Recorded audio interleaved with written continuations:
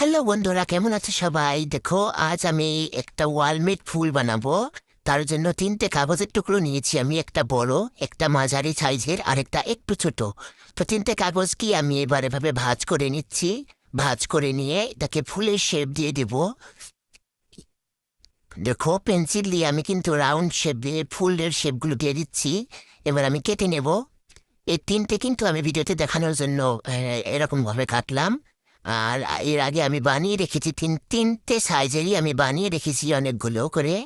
যেগুলো যতগুলো দরকার আমার ততগুলো আমি বানিয়ে রেখেছি আগেই। দেখো, এগুলো হচ্ছে বড় সাইজের, এগুলো মাঝারি আর এগুলো ছোট। এবার আমি সবগুলো ফুল একটা একটা করে মেলে নেব। সবগুলোকে মেলা হয়ে গেলে আমি এগুলোকে রং করব।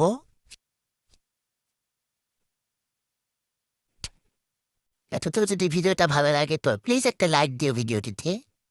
দেখো আমি কিভাবে করছি। আমি এখানে দুটো ওয়ালমেট ফুল বানাবো, তার জন্য আমি 18টি করে ফুল বানিয়েছি। যেহেতু আমি একটা ওয়ালমেটে 9টি করে ফুল ব্যবহার করব। এবার দেখো, বড় ফুলগুলো আমি আলতাগুলো কিন্তু এভাবে আলতা দিয়ে ভিজিয়ে ভিজিয়ে রং করে নিচ্ছি। এগুলো ভিজিয়ে একটা কাপড়ের উপরে রেখে দিতে হবে, তারপরে রোদে দিয়ে শুকিয়ে নিয়েছিলাম আমি। এবার ছোট ফুলগুলো আমি হলুদ রং করে নেব ছোট ফুলগুলোতে। আর মাঝারি সাইজের ফুলগুলোতে আমি নীল রং করে নেব। রং করা হয়ে গেলে কিন্তু এগুলো আমি হাত দিয়ে এরকম করে আহ, ঘষে নেব, তাতে কিন্তু ফুলটা অনেকটাই ক্লিন হয়ে যাবে। দেখো, আমার সবগুলো কিন্তু রং করা হয়ে গেছে। এবার এগুলোকে ভাঁজ করতে হবে। তার জন্য আমি জ্যামিতি বক্সে থাকা এই ত্রিভুজটা ব্যবহার করেছি, তোমরা চাইলে হাত দিয়েও করতে পারো। দেখো, এভাবে করে ভাঁজ করে নিতে হবে। এগুলো এভাবে কিন্তু ভাঁজ করলে পরে ফুলটা অনেকটা একটা সুন্দর শেপে চলে আসবে। দেখো কিভাবে করছি আমি। এভাবে কিন্তু সবগুলো ফুল আমি ভাঁজ করে নিয়েছি।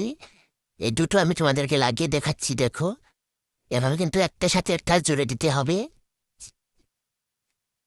প্রথমে লাল, তারপরে নীল, তারপরে কিন্তু হলুদটা আমি জোড়া দিয়েছি।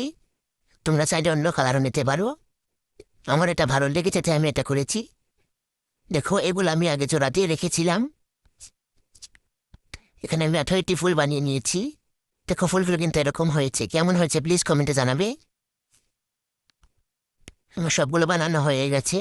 এবার ওয়ালমেটের ফুলের নিচে যে ঝুলে থাকা যে ডিজাইনগুলো হবে, তার জন্য কিন্তু আমি এটা কেটে নিয়েছি। গোল করে কাগজ কেটে দুই সাইডেই রং করে নিয়েছি। রং করে এটাকে এরকম শেপ দিয়েছি।